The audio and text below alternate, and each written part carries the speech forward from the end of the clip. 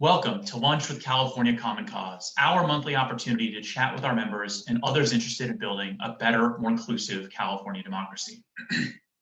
I'm Jonathan Methestein, the Executive Director at California Common Cause. Thanks for joining us for our July episode. We're with you every Wednesday at noon at the middle or near the middle of every month in 2021.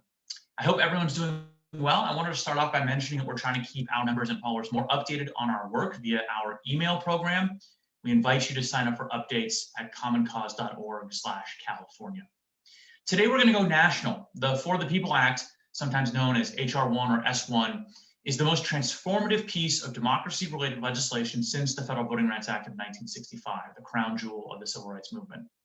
But if you follow the news coming out of Washington, you might believe that the bill has been dealt a death blow by Mitch McConnell and Senate Republicans. We at Common Cause don't think the fight is over, and so we're bringing in our national expert, Stephen Spalding, to talk about the road ahead. But first, I want to give you an update on our work here in California. The recall has been scheduled September 14th of 2021. It's going to be an interesting election, to say the least.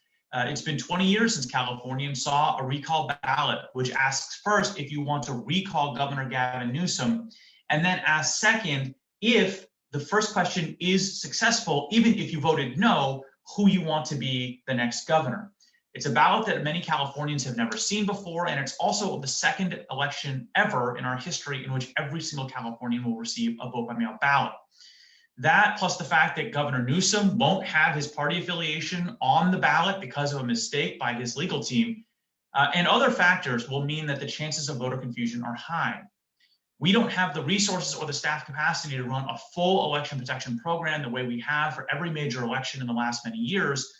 But what we will do is social media monitoring for misinformation and disinformation, and text banking in English and Spanish, so we can reach hundreds of thousands or even millions of California voters with good, reliable, nonpartisan information about how to fill out this funky, unusual ballot. Our youth and our student programs are flying along. We have always prided ourselves on having a really robust set of programs that do leadership development and activist training around our issues for young people from diverse backgrounds. We are doing teaching sessions over Zoom almost every single day in July, and we'll have a whole new set starting in the fall. If you're interested in supporting that work, you can go to commoncause.org/California to support the programs financially, or you can find a link to the students page on our website, so you can send information about the program to talented young leaders in your life. Another thing we're working on is public financing reform in Oakland. We are working with a coalition of organizations that have the opportunity to bring meaningful public financing reform, democracy vouchers, similar to Seattle, to the city of Oakland, where despite the fact that the city has a robust, dynamic local politics, 93% of the money flowing into Oakland politics comes from less than 1% of the Oakland population. Political giving in Oakland is hyper concentrated in the hands of a tiny sliver of non-representative Oaklanders. And so we are trying to change that through a democracy voucher program backed by a wide coalition of community organizations. Our big bill for the year is SB 459, a lobbying transparency bill. We're opposed by major powerful interests in Sacramento, who are regular players in lobbying in the Capitol. We've had to take some amendments to address their concerns, but the core of the bill remains intact. The bill will provide more robust transparency for the biggest lobbyist spenders at peak periods in the legislative cycle. It would provide more information in lobbying reports so the public and the press and lawmakers themselves know who's lobbying their bills and for what end. And it would end anonymous issue ads that are used to pressure lawmakers around votes, and right now don't need to carry any disclaimer or information about who's paying for them. So we're moving into the Assembly Appropriations Committee. If we can pass there, then we move to the Assembly floor, and then we're on to the governor's desk. Knock on wood, wherever you are. And then lastly, I just wanted to note that the state's redistricting commission is moving full steam ahead. Public input hearings are happening now. We want you to go out and give testimony to the State Redistricting Commission about what your community looks like and what you want your district lines to be drawn. When I say that the hearings are happening now, I mean it. Tomorrow, There is a Zone H hearing. That's Los Angeles County, 4 to 8 p.m. On July 17th, which is this weekend, there's a Zone C hearing. That's Alameda, Contra Costa, Marin, San Francisco, San Mateo, Santa Clara, Solano. That's the Bay Area. So if you're a Bay Area resident, make sure that you're getting your testimony to the Citizens Redistricting Commission on July 17th. July 19th, there's a Zone B hearing for Butte County, Colusa County, Glenn County, Lassen County, Modoc, Plumas, Shasta, Siskiyou, Tehama. So, and then June 20th, we're still up north and in the Sierras, Zone G, Alpine, Amador, Calaveras, Inyo, Mariposa, Mono, Tuolumne. There are hearings coming up for your community.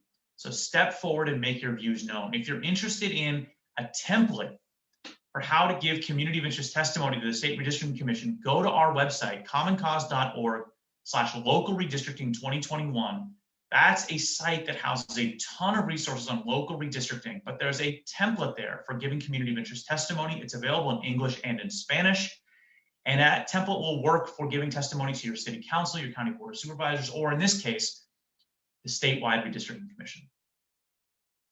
Lastly, I want to talk about local redistricting, which may not be operating on the same timetable. Some local jurisdictions are holding their community of interest hearings now, like LA County, for example, Long Beach, for example, San Diego, I think San Diego. A number of local jurisdictions are holding their community of interest testimonies, hearings now. A number, though, are waiting until August or even September to begin there. So contact your city clerk or your county clerk to find out when those hearings are happening. Hopefully, your local jurisdiction has a page, on their website that summarizes their redistricting process. If you want to get more engaged, if you want to get more educated, and if you want resources to support you, go to commoncause.org/local redistricting 2021. We have new materials up on that site. We've had materials up on that site all year long, but we have new ones now.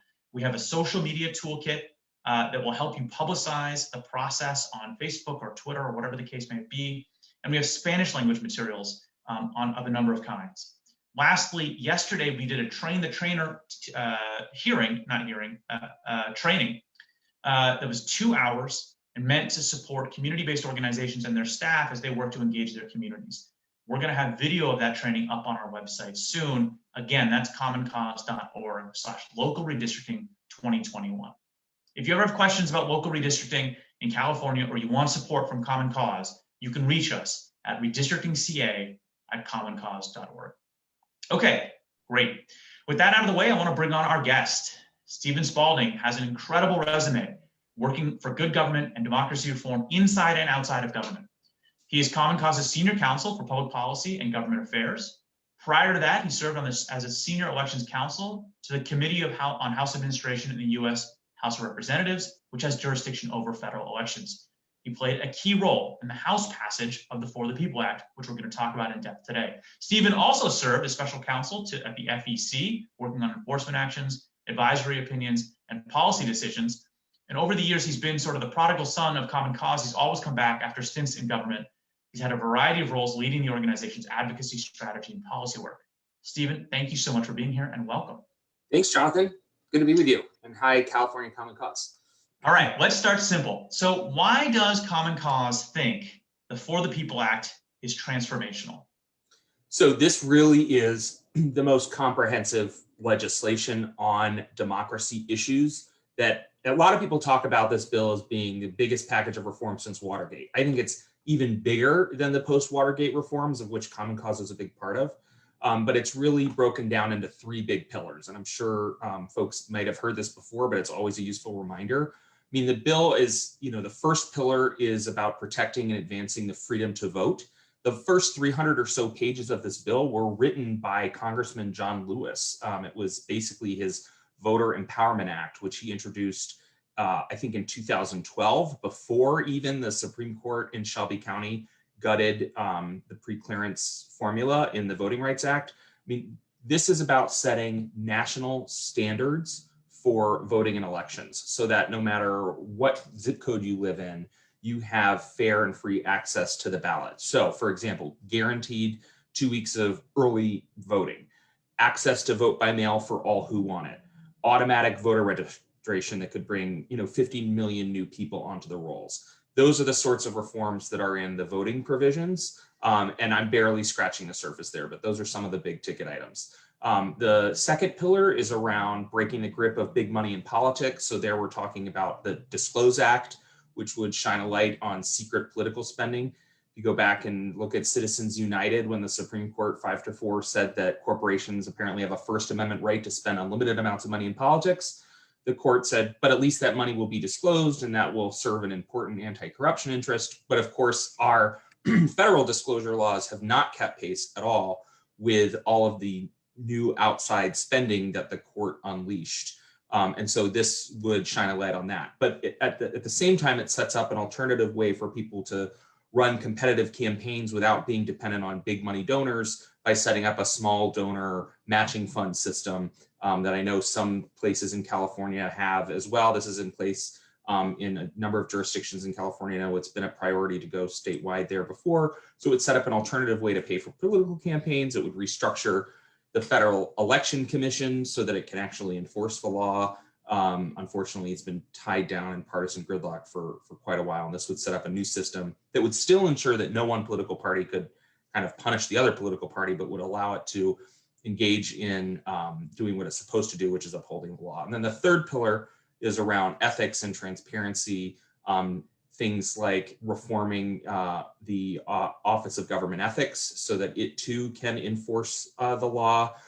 Things like ensuring that members of Congress, believe it or not, can sit on for-profit boards in the House. This would prohibit that. It would require presidential candidates to disclose their tax returns. So those are the big pieces. It's a big bill, but the baseline is it's setting those fair national standards. And I should just mention that Californians have played a key role in shepherding this bill, especially through the House.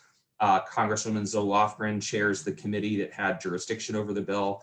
Of course, Speaker Pelosi. There's a number of other Californians that have been involved. By the way, I left out a really big ticket item, and that is particularly relevant to California, is it would require states to establish independent redistricting commissions modeled off of the California law. So that is a core piece of the bill too, and one of the reasons why we think it's particularly urgent to move this reform. There's a lot of other solutions in place in California that are in the bill because California really continues to lead the way on a lot of issues beyond just being a leader in redistricting reform. That's reflected in the bill: automatic voter registration, expanded early voting, democracy restoration, pre-registration for 16 and 17-year-olds, strong election security provisions. And so all of those, in a lot of ways, some of these policies are modeled off of California. So Stephen, it really does feel like after years of our democracy sort of teetering and weakening, it feels like we descended into something of a crisis in the last 7-8 months, right? And I think listeners might be noting, look, the provisions you just outlined, they're things that Common Cause has been fighting for years or for decades. How do you feel the bill and its provisions meet this specific moment in our democracy? Yeah, a couple of points. Good question. I mean, it's absolutely the case that after voters really showed up in record numbers in 2020, despite the pandemic or in the midst of the pandemic, voters showed up and chose new leadership. And suddenly we're seeing an accelerated effort among many state legislatures, almost exclusively Republican-led state legislatures, to make it harder to vote, especially for Black and brown voters and other voters of color, young people, those who move frequently. Georgia, for example, Arizona, Florida, these are all states. And of course, right now, Texas, where the fight has really come down to the wire. Suddenly, after this record turnout, where voters had many flexible ways to vote, whether it was by mail to not expose themselves to the virus, whether it was expansive early voting to ensure less crowded polling places. I mean, there were a number of reforms that were put in place due to COVID, and it showed that voters took advantage of them in ways that made it easier to participate, which is ultimately, the standard that we want. I mean, even the record turnout was still a third of eligible Americans sat this out, and so we still have a ways to go to make to make it more accessible. So the way that I think it's really so as this coordinated assault is going on at the state level, Congress has the authority under the Constitution, under the Elections Clause. There's actually a really interesting hearing this week about the scope of Congress's power to regulate the time, place, and manner of elections. It's explicit in the Constitution. States run our elections. States will still run our elections, even if H.R. 1 and S1, the For the People Act, were to become law. But those elections would be consistent with fair national standards. And so passing this law, when I get to the urgency of this law, what's important here is it would immediately override many of the dangerous, pernicious laws at the state level that are making it harder to vote. So this would supplant those laws and set the national standards that we're calling for. So before we get to the current status of the bill in Congress and what our viewers and followers should make of the big vote that happened recently, I just want to talk for 1 second about why, in your view, Joe Manchin in particular seems to be a central figure in all of this. It's almost like you can't read an article about the For the People Act without including front and center Joe Manchin's views on the future of American democracy. Can you just talk for a second about the composition of the Senate and why this one senator from West Virginia takes up so much space in the conversation? Yeah. So, all right. So the Senate is 50-50 right now, 50 Republicans and 50 Democrats. And I'm also counting 2 independents, Senator Sanders of Vermont and Senator King of Maine, who caucus with the Democrats. And of course, the Vice President Harris, has the tie-breaking vote for a matter that would require a tie-breaking vote, which means you get beyond a filibuster, but I digress. So that's the setup of the Senate right now. As for the People Act, in the last Congress, in the 116th Congress, the bill passed the House and died in the Senate because then Majority Leader McConnell refused to give it any action, refused to allow a hearing, wouldn't bring it up to the floor, what have you. At the time, though, Senator Manchin did co-sponsor the bill. So he was on board as a co-sponsor in the last Congress. This Congress, one of the reasons why you hear quite a bit about Senator Manchin is because he declined to co-sponsor the bill, and he was the only Senate Democrat who chose not to co-sponsor the bill, which naturally led to questions about what sort of, what his commitment was to this bill. And we had reason to believe, and still have strong reason to believe, that he's committed to the issue of protecting our democracy and voting rights. He's a former Secretary of State. He himself signed a law setting up a judicial public financing system, actually, in West Virginia. And he's spoken at length about how inaction is not an option. He put out a statement on that front. But that led to a dialogue about what proposals he might want to put forward. And it is his view, as he has said, that he would like to work as hard as he can to try to bring along the requisite 10 Republicans that would be needed to defeat a filibuster if they were to filibuster the bill, which they've already done once. So that's why I think there's been so much focus and attention on him. He put forward a framework of voting rights, money in politics, and ethics provisions that largely line up with pieces of the For the People Act. And so I think we're going to continue to see action, as Leader Schumer has said, and Senator Klobuchar, who's the leader of the committee in the Senate that works on this, and Senator Merkley of Oregon, who sponsors the bill. I think we're going to continue to see conversations with them as they, look for a consensus on the For the People Act, a version of the bill that can get to the president's desk. But that's why I think you hear so much about him, given that he was the only senator that chose not to co-sponsor it. And he's heard a lot from his constituents about this, and from lots of other people about the importance of getting this done. And he himself, as I said that inaction is not an option. And so we look forward to seeing how he will engage on this in the future, because this issue is not going away, and it's not going away even in this work period we anticipate. Right. So just to be really explicit about it, as long as the filibuster exists, we're going to need Joe Manchin and 10 Republicans. If the filibuster doesn't exist, we need Joe Manchin. Either way, we need Joe Manchin, right? Which is why all of a sudden his views become so front and center. Let me ask about the recent history of the bill.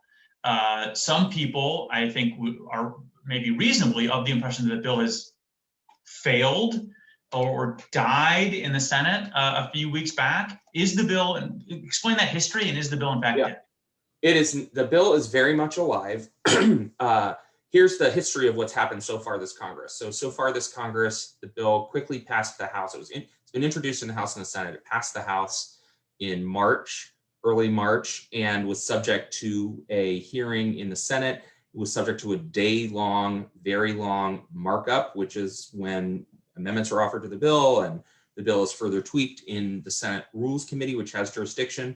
And then what happened is Senator Schumer tried to file what's called a motion to proceed to the legislation. That is, put the bill on the floor and have a debate about the bill, and then end the debate and vote on the bill. What happened is, under Senator McConnell, who wants to fight this tooth and nail, he filibustered the motion to proceed to the bill late in June.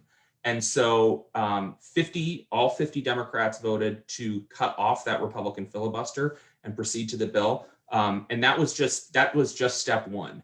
And we know in both our conversations with leadership and folks on the Hill, but more importantly and especially the public demand for this, that is by no means the end of the road. Mr. Schumer put out what's called a Dear Colleague right before the Senate came back into session, before the August recess, making clear that he reserves every right to bring this bill back to the floor, and that filibuster was, in his words, the starting gun, not the finish line.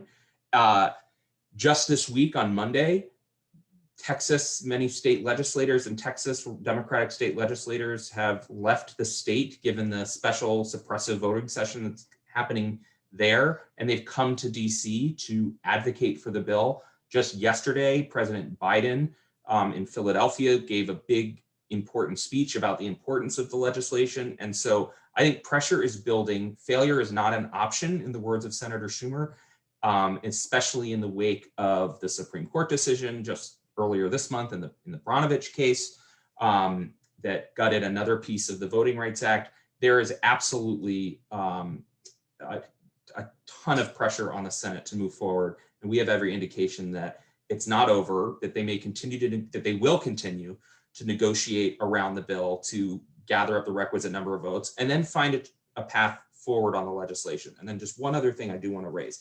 We're talking a lot about the For the People Act because this legislation has already been introduced, it's been marked up, and it's moving. We do anticipate that soon we'll have the John Lewis Voting Rights Advancement Act introduced that would update the formula that's used to determine which states and localities with a history of racial discrimination need to have new voting laws pre-cleared by a federal court or by the Department of Justice.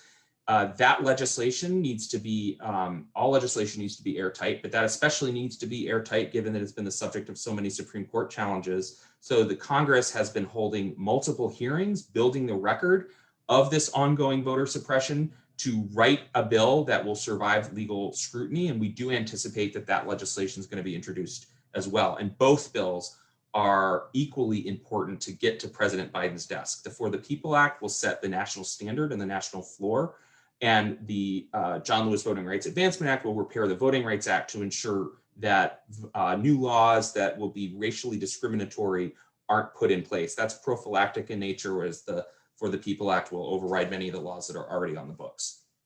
So let me do a deeper dive on the John Lewis Voting Rights Act for just 1 second, almost out of personal curiosity, honestly.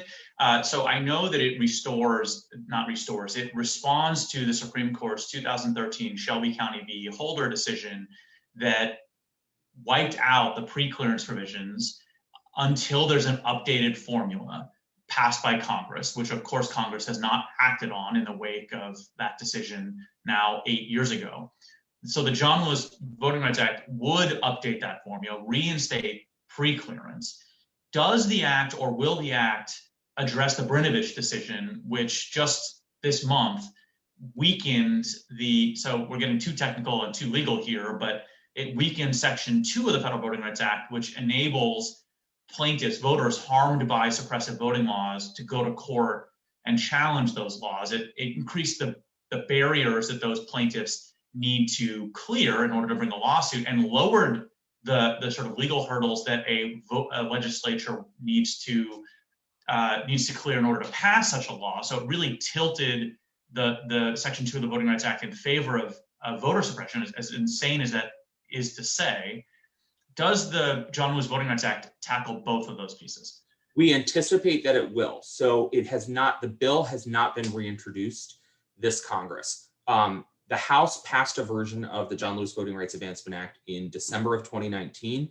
It died in the Senate. It has not been reintroduced, but we have every indication that the bill will be updated when it is introduced to respond to Bronovich and Section 2. So you're absolutely right. Before, the thrust of the bill was largely focused on the preclearance provision. Preclearance is still a part of the Voting Rights Act, but Section 4, which is the key, the formula to revving up the preclearance engine, has been missing. The bill will previously dealt with that preclearance formula, but we do anticipate it will be updated to deal with the Bronovich decision and Section 2 to deal with the disparate impact claims, as you just mentioned. But the bill hasn't been introduced yet. But for example, today at I guess it's been going on for a half an hour here, the Senate Judiciary, a subcommittee in the Judiciary chaired by Senator Blumenthal, is having a hearing right now about Bronovich. Later this week, the House Judiciary Committee is having a hearing about congressional responses to Bronovich. So again, building the record, fully anticipate that the decision will be, that the legislation will be updated to address Bronovich, absolutely. And it's really important. Congressman Mondaire Jones of New York has already introduced a bill that kind of plants the flag on this. And I think that, there's a ton of congressional interest in ensuring that this legislation responds to both Shelby County and now the Bronovich case. Great. Okay, so let's back away from all the legal details and return to the For the People Act. What's the path forward? Is it the case that Joe Manchin works Joe Manchin magic to find 10 Republicans? That doesn't happen because there's no indication that any Republicans intend to vote for any version of this. And then Joe Manchin has a come to Jesus moment about whether or not he wants to lower the threshold for passing this thing to 50+1 as opposed to 2/3 or opposed to 60. What is the path forward, and what role does the filibuster and reform of the filibuster play in that path forward? Yeah, I have no question that filibuster reform, given the intransigence that we've seen from the minority to just block even a debate on the bill, that will be a part of this conversation and strategy moving forward. And just a bit on the filibuster, quick Cliff Notes history here. Filibuster is not in the Constitution. The framers of the Constitution considered and rejected supermajority requirements for legislation. If you go back and read Federalist 22, the argument was that a supermajority requirement would be used to essentially embarrass the administration, would be used by corrupt juntos, in the words of Alexander Hamilton, to essentially replace majority rule with minority rule.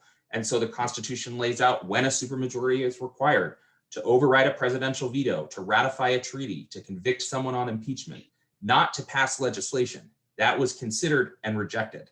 And so the filibuster then, has largely been used as a tool, and former President Obama called it this at Congressman Lewis's funeral 12 months ago, a Jim Crow relic, because it was primarily used by white segregationists to block civil rights legislation, fair housing legislation, anti-lynching legislation, anti-poll tax legislation, and really is an accident of history and is now used to block action on all sorts of pieces of legislative business, with the notable exception, of course, of taxing and spending legislation if Congress chooses to use reconciliation like they might use for pieces of infrastructure. So the filibuster has been reformed many times before. Actually, President Biden himself, when he was a senator in 1975, voted to lower cloture, the tool to end a filibuster, from 67 votes functionally to 60 votes.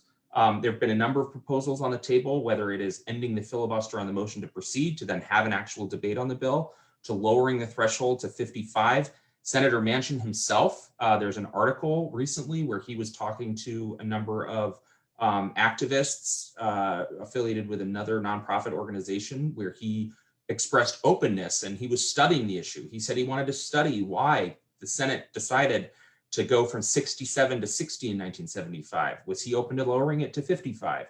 There's a proposal that Senator Tom Harkin, former Senator Tom Harkin, introduced, where if the filibuster is about debate, have the debate, the first go at it, maybe keep it at 60 votes, but after a week, perhaps the threshold should then be 57, and then 54, and then 51. So you would extend debate, allow ample input from the minority, which is important, but eventually take action and vote. So the path forward will include some semblance of filibuster reform, whether it's a carve out on voting legislation or whether it's to this bill specifically or to other pieces of legislation, because lots of other things I think that are priorities are going to be held up, whether it's the DREAM Act or gun violence prevention legislation or further campaign finance legislation. It's all going to be subject to this filibuster rule. And so no question that's going to be part of the strategy. And the good news is some senators who may have expressed reluctance in the past have been on record, supporting some sort of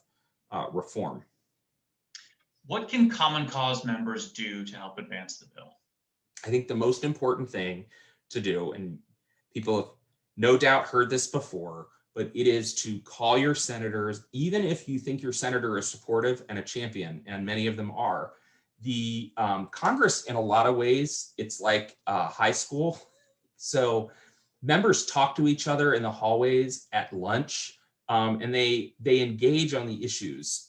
They know when they are hearing from their constituents, that just builds the pressure. So calling your legislator, writing to your legislator, writing a letter to the editor. Members of Congress and senators, they get daily clip emails with their name in the press, and letters to the editor from hometown constituents really matter to them. And so keeping our job, I think, on the outside is to build the echo chamber, both to put pressure on reluctant senators, but to keep the pressure on senators who are good on this, to thank them for their leadership, first and foremost, and to ask them to continue to advance the ball down the field to get it done. So our job is to keep the pressure on. Our job is also to provide the policy expertise and the policy chops that we can, to talk to people, talk to our members about how important this is, to look for your friends and neighbors and other leaders in your community to get them engaged as well. But I think the most important thing for us is to keep the echo chamber alive and well on this bill and to keep the pressure on.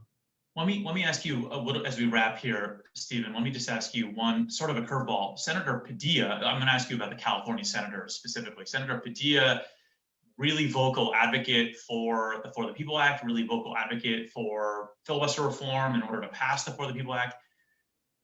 Let's say our members wanted to contact Senator Feinstein and express their views to her. What would be the best argument or the best way to do that? The best way to do that is, first of all, it's just asking her to be as vocal and supportive as she possibly can on this issue. I think she's one of those senators who has said different things about the filibuster at different times. She did vote to end filibusters on most nominations in 2013. She sits on the Judiciary Committee. So I think thanking Senator Padilla for his leadership on this, you're right, he's been terrific on it. Senator Feinstein has co-sponsored the bill in both Congresses, but she probably needs to hear from people as well.